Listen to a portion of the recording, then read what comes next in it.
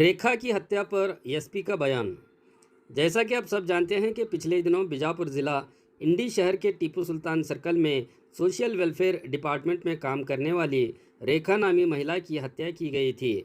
Bijapur SP Lakshman निंबरगी sir ने media से बात करते हुए ये जानकारी दी कि आरोपी और उस महिला के बीच कुछ अनबन चल रही थी, जिसके चलते ये हत्या हुई है।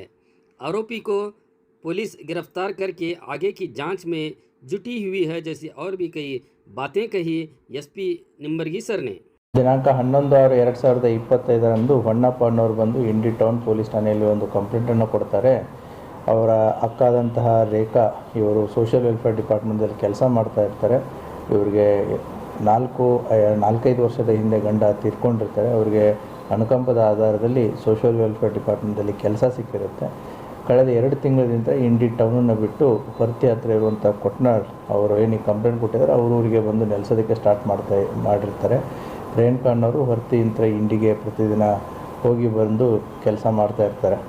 ಆ ಹಿನ್ನೆಲೆಯಲ್ಲಿ ಅಗರ್ಕೇಡ್ನ ಈ ಆರೋಪಿಯಾದಂತಹ ಸಂಜು ಬನ್ಸೋಡೆ ಅನ್ನೋನು ನಿನ್ನೆಯ ದಿನಾಂಕ 11/6/2025 ಬೆಳಗಿನ ಜಾವ 7 ಗಂಟೆಗೆ ಇವ್ರನ್ನ ಇಂಡಿ ಬಸ್ ಸ್ಟ್ಯಾಂಡ್ ಹತ್ರ ಇರುವಂಥ ಟಿಪ್ಪು ಸುಲ್ತಾನ್ ಸರ್ಕಲ್ ಹತ್ರ ಭೇಟಿ ಆಗ್ತಾನೆ. ಕಳೆದ 2 ತಿಂಗಳಿಂದ ಇವರ ಮಧ್ಯೆ ಮನಸ್ತಾಪ ಉಂಟಾಗಿರುತ್ತೆ.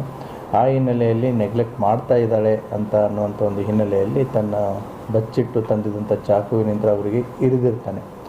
ಸೊ ಇಮಿಡಿಯೇಟ್ಲಿ ಅಲ್ಲಿದ್ದಂಥ ಪಬ್ಲಿಕ್ಕು ಮತ್ತು ಪೊಲೀಸ್ ಅವರನ್ನು ಆಸ್ಪತ್ರೆಗೆ ಶಿಫ್ಟ್ ಮಾಡಿರ್ತಾರೆ. ಬಟ್ ಅನ್ಫಾರ್ಚುನೇಟ್ಲಿ ಅವರು ಆಸ್ಪತ್ರೆಯಲ್ಲಿ ಡೆತ್ ಆಗುತ್ತೆ. ಆ ಹಿನ್ನೆಲೆಯಲ್ಲಿ ಇಂಡಿ ಪೊಲೀಸ್ ಠಾಣೆಯಲ್ಲಿ ಕ್ರೈಮ್ ನಂಬರ್ 54/25 ಅಂಡರ್ ಸೆಕ್ಷನ್ 103 ಅಡಿಯಲ್ಲಿ ಪ್ರಕರಣ ದಾಖಲಾಗಿ ಆರೋಪಿಯನ್ನು ಈಗಾಗಲೇ ಬಂಧಿಸಲಾಗಿದೆ. ತನಿಖೆ ಇನ್ನೂ ಮುಂದುವರಿತಾ ಇದೆ. Thank you. और नए न्यूज़ों के लिए देखते रहिए अपना चैनल TV22 न्यूज़। लाइक करें, शेयर करें, सब्सक्राइब करें और बेल आइकन बटन दबाना ना भूलें।